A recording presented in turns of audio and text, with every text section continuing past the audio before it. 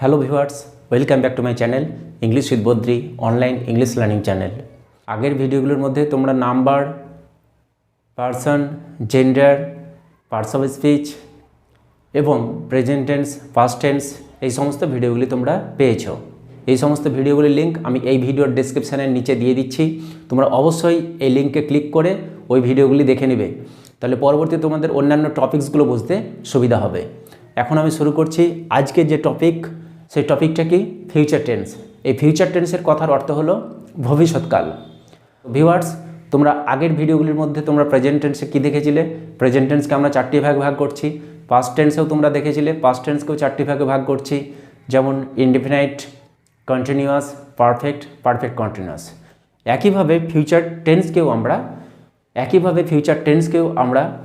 Future indefinite, future continuous, future perfect continuous এই চারটি ভাগে ভাগ করব। ফিউচার টেন্সের প্রথম যে ভাগ ফিউচার ইনডিফিনিট টেন্স, সেই ফিউচার ইনডিফিনিট টেন্সটা আমরা প্রথমে বুঝে নিব। ফিউচার ইনডিফিনিট টেন্স কখন করি? সাধারণ অর্থে যখনই করব, খেলব, গাইব এই ধরনের ক্রিয়াপদের কাজ বোঝাবে, তখন আমরা ফিউচার ইনডিফিনিট টেন্সের কাজ করব। অর্থাৎ ভবিষ্যৎকালে সাধারণভাবে কোনো ঘটনা ঘটবে বা কোনো কাজ হবে এরকম বোঝালে কোন টেন্স হবে? ফিউচার ইনডিফিনিট টেন্স হবে। এই টেন্সের যে সেন্টেন্সগুলো বা বাংলা বাক্যগুলো আমি যেগুলো পাবো, সেই বাংলা বাক্যের ক্রিয়াপদের শেষে বো, বে ইত্যাদি যুক্ত থাকবে। ফিউচার ইনডিফিনিট টেন্সের স্ট্রাকচার ফর্মুলা অনুযায়ী সেই বাক্যগুলো আমরা তৈরি করব। ফিউচার ইনডিফিনিট টেন্সের স্ট্রাকচার ফর্মুলাটা কি? প্রথমে সাবজেক্ট অনুযায়ী শ্যাল কিংবা উইল বসাতে হবে, অর্থাৎ সাবজেক্টের পার্সন অনুযায়ী। যেমন ফার্স্ট পার্সনের ক্ষেত্রে শ্যাল বসে, অর্থাৎ যদি সাবজেক্টের জায়গায় আমরা কোনো ফার্স্ট পার্সনকে বসাই, তাহলে সেক্ষেত্রে আমরা কি বসাবো? সাবজেক্টের পরে শ্যাল বসাবো। তারপরে সেকেন্ড পার্সন এবং থার্ড পার্সন যদি সাবজেক্ট হয়, তাহলে সেক্ষেত্রে অর্থাৎ সেই সাবজেক্টের পরে আমরা কি বসাবো? উইল বসাবো। কিন্তু এই নিয়মেরও ব্যতিক্রমী আছে। যদি সংকল্প, প্রতিজ্ঞা বা বাধ্যবাধকতা এরকম বোঝায়, তখন এই নিয়মের বিপরীতটা হয়ে যায়। যেমন ফার্স্ট পার্সনের ক্ষেত্রে নিয়মে কি বলছে? শ্যাল বসে, কিন্তু যখনই বাধ্যবাধকতা, সংকল্প, প্রতিজ্ঞা বোঝাবে তখন ফার্স্ট পার্সন অর্থাৎ আই, উই এর পরে শ্যাল না বসে কি বসবে? উইল বসবে। আবার ইউ এবং অন্যান্য থার্ড পার্সন, সে সিঙ্গুলার নাম্বার হোক বা প্লুরাল নাম্বার হোক, যদি সাবজেক্ট এরকম হয়, থার্ড পার্সন সিঙ্গুলার নাম্বার কিংবা থার্ড পার্সন প্লুরাল নাম্বার, তখন সেক্ষেত্রে উইল না বসে কী বসবে? শ্যাল বসবে। তাহলে সেকেন্ড পার্সন এবং থার্ড পার্সনের ক্ষেত্রে তখন উইল না বসে কী বসাবো? শ্যাল বসাবো। কখন? যখনই সংকল্প, প্রতিজ্ঞা, বাধ্যবাধকতা বোঝাবে তখন। তাহলে এই বিষয়টি তোমরা আশা করি ভালোভাবে বুঝতে পারলে। তারপরে শ্যাল কিংবা উইলের পরে আমি কি বসাবো? ভার্বের পরে অবজেক্ট কিংবা কমপ্লিমেন্ট। এবারে সেন্টেন্সটা লক্ষ্য করো। We shall go to school, আমরা স্কুলে যাব।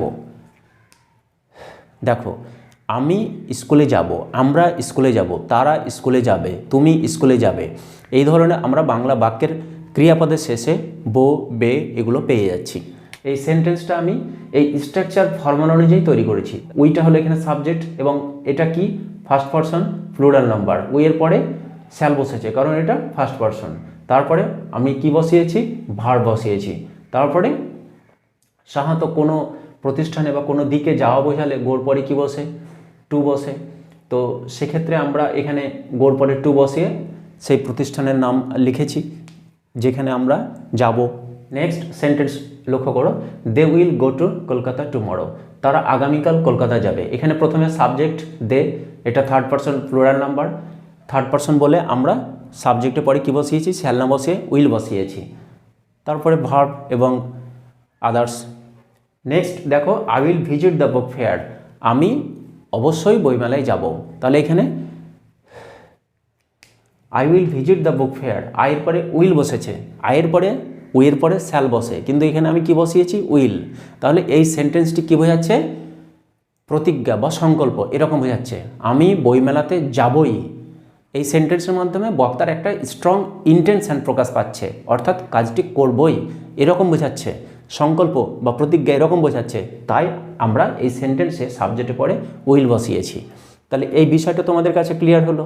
নেক্সট দেখো, ফিউচার কন্টিনিউয়াস। এই ফিউচার কন্টিনিউয়াস টেন্সটা কখন হয়?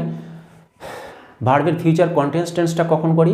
ভবিষ্যৎকালে কোনো কাজ করতে থাকবে বা হতে থাকবে এরকম বোঝালে কোন টেন্স হয়, ভার্বের ফিউচার কন্টিনিউয়াস টেন্স হয়। এই ফিউচার কন্টিনিউয়াস টেন্সের স্ট্রাকচার ফর্মুলাটা কী হয়, প্রথমে সাবজেক্ট, তারপরে সাবজেক্ট অনুযায়ী আমরা শ্যাল বি কিংবা উইল বি বসাবো, তারপরে কি হবে ভার্বের সঙ্গে আইএনজি, কারণ এটা কি কন্টিনিউয়াস। আগের টেন্সগুলোতে বলেছি কন্টিনিউয়াস অর্ডটি পেলে আমরা কি বুঝবো, সেন্টেন্সে ভার্বের সঙ্গে কি যুক্ত থাকবে, আইএনজি যুক্ত থাকবে। তারপরে আদার্স অর্থাৎ অবজেক্ট কিংবা কমপ্লিমেন্ট বা অন্যান্য ফ্রেজ এখানে থাকতে পারে। তাহলে দুই একটা এক্সাম্পল দেখে নাও। প্রথমে আমি সাবজেক্ট উই বসিয়েছি, উইটা কি ফার্স্ট পারসন প্লুরাল নাম্বার, তাহলে এরকম সাবজেক্ট যদি হয় তাহলে তারপরে কি বসাবো, শ্যাল বসাবো, কারণ ফার্স্ট পারসনের পরে শ্যাল বসে। এবারে যেহেতু এটা কন্টিনিউয়াস, ফিউচার কন্টিনিউয়াস, সেই ফিউচার কন্টিনিউয়াস টেন্সের স্ট্রাকচার ফর্মুলা অনুযায়ী আমরা এখানে শ্যাল বি কিংবা উইল বি, তাই আমরা শ্যালের পরে কি বসিয়েছি, বি বসিয়েছি। আর কন্টিনিউয়াস বলে আমরা মেন ভার্বের সঙ্গে কি যুক্ত করব, আইএনজি যুক্ত করব, ডু এর সঙ্গে আইএনজি যুক্ত করেছি, দাও আরেকটা এখানে অবজেক্ট। নেক্সট এক্সাম্পল দেখো, দেটা হলো এখানে সাবজেক্ট, এই সাবজেক্টটা কি third person plural number, third person plural number বলে আমরা সাবজেক্টের পরে কি বসিয়েছি, উইল বসিয়েছি। এবারে দেখো উইলের পরে বি আছে, কারণ এটা ফিউচার কন্টিনিউয়াস টেন্সের স্ট্রাকচার ফর্মুলা অনুযায়ী আমরা এই সেন্টেন্সটা তৈরি করেছি, তাই আমরা সাবজেক্টের পরে উইল বি বসিয়েছি। তারপরে কি হয়েছে, মেন ভার্বের সঙ্গে আইএনজি, ডান্সিং, অর্থাৎ এই সেন্টেন্সের অর্থ হলো দে উইল বি ডান্সিং, তারা নাচ করতে থাকবে। তাহলে এখানে ভবিষ্যৎকালে নাচ করার কাজটি হতে থাকবে এরকম বোঝাচ্ছে, তাই এরকম ক্ষেত্রে ভার্বের ফিউচার কন্টিনিউয়াস টেন্স হয়। নেক্সট টেন্সটা কি, ফিউচার পারফেক্ট টেন্স। এই ফিউচার পারফেক্ট টেন্সটা কি, ভবিষ্যৎকালে কোনো কাজ হয়ে থাকবে, অন্য কোনো ঘটনা ঘটার আগে বা অন্য কোনো কাজ হওয়ার পরে বা এতক্ষণে ততক্ষণে কাজটি হয়ে থাকবে এরকম যদি বোঝাই, তখন আমরা কোন টেন্স করব, ভার্বের ফিউচার পারফেক্ট টেন্স করব। এক্ষেত্রে দুটো ঘটনা বা দুটো ভার্বের কাজ উল্লেখ থাকতে পারে। এই ধরনের বাক্যের দুটো ঘটনার মধ্যে যে ঘটনাটি ভবিষ্যৎকালে হয়ে থাকবে, অর্থাৎ অন্য কোনো ঘটনা ঘটার আগে হয়ে থাকবে এরকম যদি বোঝাই, তখন সেই বাক্যের আমরা কি করব, ফিউচার পারফেক্ট টেন্স করব।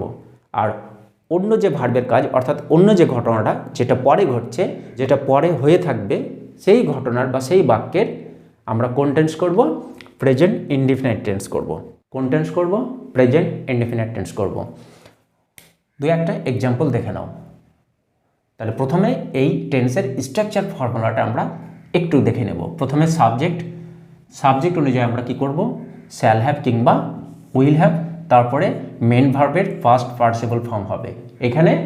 তাহলে ফিউচার কন্টিনিউয়াসে কী পাচ্ছিলাম, মেন ভার্বের সঙ্গে আইএনজি, সাবজেক্টের পরে শ্যাল বি কিংবা উইল বি পেয়েছিলাম, ফিউচার সাবজেক্টের পরে শ্যাল বি কিংবা উইল বি পেয়েছিলাম কোথায়, ফিউচার কন্টিনিউয়াস টেন্সে, তারপরে কি পেয়েছিলাম, মেন ভার্বের সঙ্গে আইএনজি। আর ফিউচার পারফেক্টে কি পেয়ে যাচ্ছি, প্রথমে সাবজেক্ট, তারপরে শ্যাল হ্যাভ কিংবা will have according to the subject, তারপরে কি মেন ভার্বের ফার্স্ট পার্টিসিপল, তারপরে অবজেক্ট কিংবা কমপ্লিমেন্ট, কিংবা যদি অন্য কোনো ঘটনা উল্লেখ থাকে যেটা পরে ঘটে থাকবে এরকম বোঝাবে, সেই ঘটনার আমরা উল্লেখ করব এবং সেটা কোন টেন্সে করব, প্রেজেন্ট ইনডেফিনিট টেন্সে করব।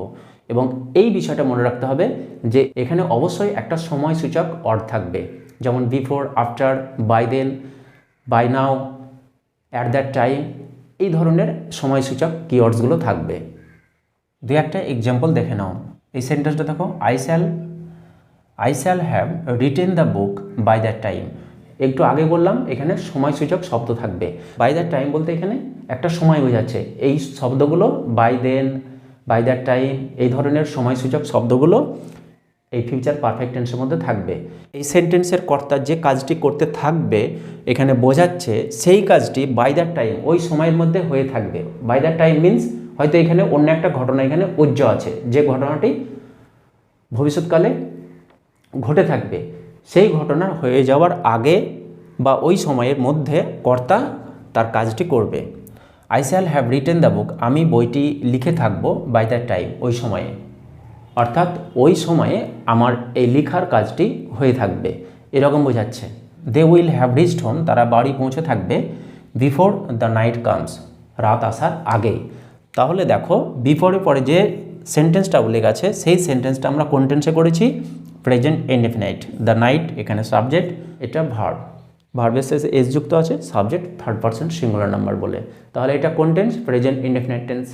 প্রেজেন্ট ইনডেফিনিট টেন্সটা আমরা কখন করলাম? মেন ঘটনা যেটা আগে হয়ে থাকবে সেই ঘটনার কোন টেন্স করলাম? Future perfect. তারপরে যে ঘটনাটি হয়ে থাকবে বোঝাচ্ছে সেই ঘটনা আমরা কোন টেন্স করলাম? Present indefinite tense. পরের ফিউচার পারফেক্ট কন্টিনিউয়াস ভার্বের ফিউচার পারফেক্ট কন্টিনিউয়াস টেন্সটা কখন করি? ভবিষ্যৎকালে ঘটনা ঘটতে থাকবে বোঝালে যে ঘটনাটি আগে হয়ে থাকবে সেই ঘটনার কোন টেন্স হয়? ফিউচার পারফেক্ট কন্টিনিউয়াস টেন্স হয়। যেমন the boy will have been reading, ছেলেটি will have been reading the book, বইটি পড়তে থাকবে কখন? আনটিল হি ফিনিশেস ইট, যতক্ষণ না সে বইটা শেষ না করে।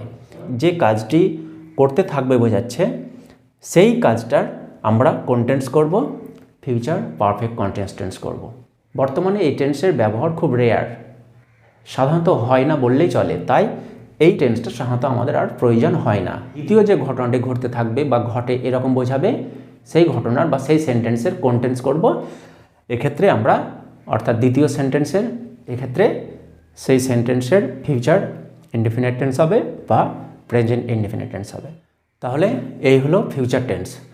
আমি পরবর্তীতে টেন্স রিলেটেড আরও কয়েকটি ভিডিও আপলোড করব এবং প্রত্যেকটা টেন্সের স্ট্রাকচার ফর্মুলাকে মেনটেন করে আমরা অ্যাফার্মেটিভ সেন্টেন্স যেমন তৈরি করব, সেই সঙ্গে অ্যাফার্মেটিভ থেকে আমরা নেগেটিভ এবং ইন্টারগ্রেটিভ সেন্টেন্স কীভাবে তৈরি করতে হয় সেই বিষয়গুলি আমি তোমাদের শেখাবো। চ্যানেলটি যারা এখনও অবধি সাবস্ক্রাইব করেনি তারা অবশ্যই চ্যানেলটি সাবস্ক্রাইব করো। ভিডিওগুলি ভালো লাগলে অবশ্যই লাইক করে বন্ধুদের মধ্যে শেয়ার করবে। Thank you for watching this video.